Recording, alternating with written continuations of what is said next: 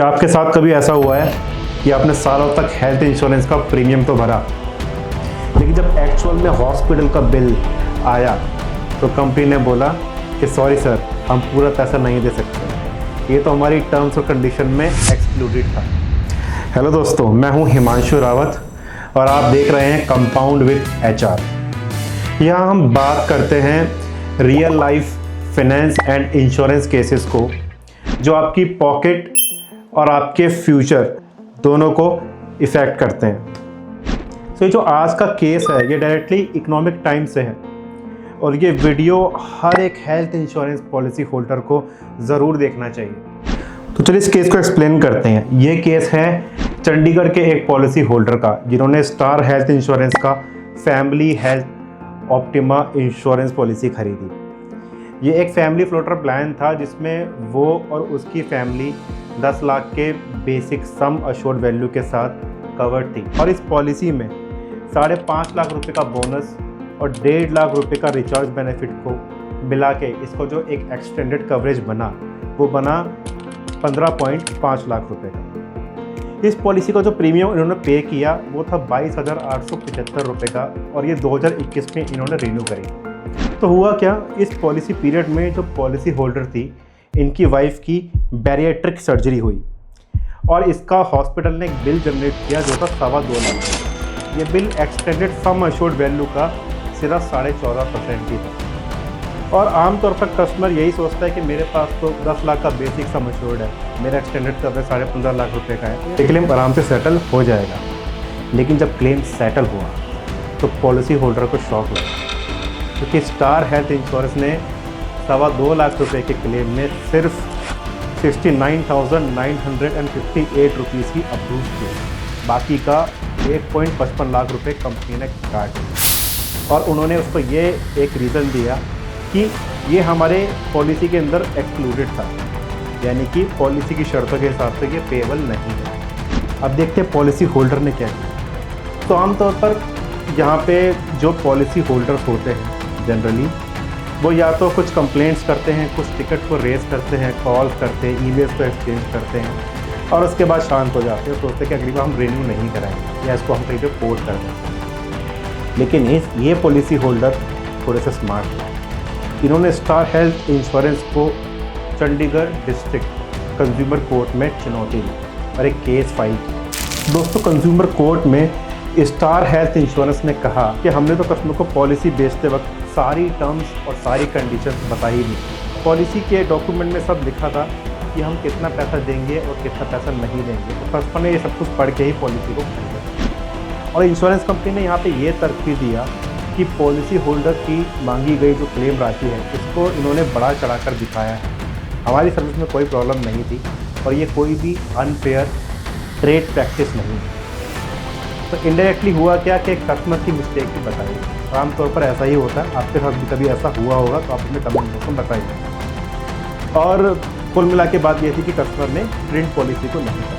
और जनरली होता ही है कि जो पॉलिसी होल्डर्स होते हैं वो हमेशा ये गलती करते हैं कि जब भी वो अपने एजेंट से बात करते हैं या अपने एडवाइज़र से बात करते हैं तो बीमा पॉलिसी को लेते समय टर्म्स को नहीं समझते और पॉलिसी डॉक्यूमेंट को आपसी ट्रस्ट के कारण साइन कर देते हैं।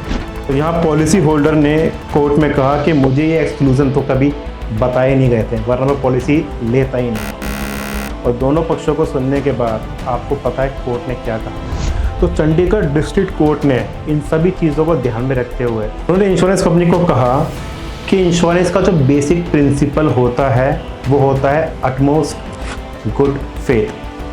जी हाँ, अटमोस्ट गुड फेथ, इसका मतलब होता है कि इंश्योरेंस कंपनी, जिसे हम इंश्योरर कहते हैं, और पॉलिसी होल्डर जो एक इंश्योर्ड होता है, जब ये आपस में मिलते हैं, इनको पॉलिसी बेची जाती है इंश्योरेंस कंपनी के द्वारा, तो सारी टर्म्स कंडीशन इसमें क्या इंक्लूडेड है, क्या एक्सक्लूडेड है, ये सारी चीज़ पूरी ट्रांसपेरेंसी, पूरी ईमानदारी के साथ, पूरे भरोसे के साथ शेयर की जाती है, बताई जाती है। यानी कि ये दोनों साथ में मिलकर काम करते हैं और पॉलिसी से जुड़े हुए सभी इम्पोर्टेंट फैक्ट्स, कस्टमर की इन्फॉर्मेशन, ये सारी की सारी इन्फॉर्मेशन इस गुड फेथ के अंदर इसको कंसीडर किया जाता है, ताकि पॉलिसी होल्डर अपने जोखिम को सही तरीके से इवैल्यूएट कर सके, सही तरीके से उसका मूल्यांकन कर सके। कोर्ट ने स्टार हेल्थ इंश्योरेंस को इसके बाद ये भी कहा, इस बात का कोई एविडेंस नहीं है कि पॉलिसी होल्डर को सभी टर्म्स एक्सप्लेन की गई थी, समझाई गई थी। Star health insurance balance claim amount जो कि 1.55 लाख रुपीज़ का है, इसको 9% इंटरेस्ट के साथ, एनुअली इंटरेस्ट के साथ और 20,000 रुपये के कॉम्पनसेशन के साथ 45 दिन के अंदर कस्टमर्स को पे करें। तो दोस्तों, इस जजमेंट से आपको क्या सीखने को मिला ये आप मुझे कमेंट में ज़रूर बताना। लेकिन मैं आपको यहाँ पे 5 लर्निंग देना चाहता हूँ जो मेरे एक्सपीरियंस से है और आपको हेल्थ इंश्योरेंस लेने में हमेशा मदद जरूर करेगा। तो फर्स्ट लर्निंग है, एजेंट या एडवाइज़र की सजेस्ट की हुई हेल्थ इंश्योरेंस में क्या फुल्ली कवर है, क्या पार्शली कवर है, कितना वेटिंग पीरियड है और क्या कवर नहीं है, ये जानकारी आपको रिटर्न में ईमेल्स के थ्रू या उनके किसी ऑथराइज डॉक्यूमेंट पर लेनी ही चाहिए। सेकेंड, एक्सक्लूजन लिखे होने से काफ़ी नहीं होता, उनका एक्सप्लेनेशन भी ज़रूरी होता है, ये अंडरस्टैंडिंग रिटर्न में ज़रूरी है।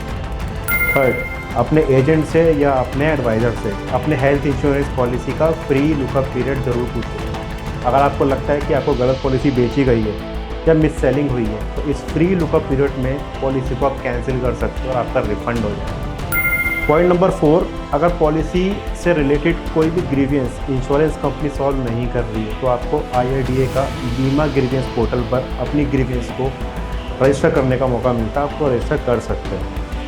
और इसके साथ जो आखिरी है पॉइंट नंबर 5, वो ये है कि कंज्यूमर फोरम पे भी अपना ग्रीवियंस आप रेज कर सकते हो। ये दोनों ग्रीवियंस के लिंक मैंने आपको अपने डिस्प्ले में और साथ साथ डिस्क्रिप्शन बॉक्स में डाल के रखे हैं जिससे आप इसको यूज़ कर सकते हो। तो मुझे लगता है 5 लर्निंग आपके लिए काफ़ी है। अगर इसके बाद भी आपको ज़रूरत पड़ती है तो डरिए मत, कंज्यूमर कोर्ट का दरवाज़ा आपके लिए खुला है क्योंकि इंश्योरेंस कंपनी फाइनल अथॉरिटी नहीं होती। तो अगर आपको लगता है कि ये जानकारी किसी के काम आ सकती है तो इस वीडियो को अपनी फैमिली, अपने फ्रेंड्स के साथ शेयर ज़रूर करें, उनको मदद मिलेगी इस इंफॉर्मेशन को आगे अवेयरनेस के तौर पर यूज़ करने की। ठीक है, तो मिलते हैं नेक्स्ट वीडियो में। Happy investing.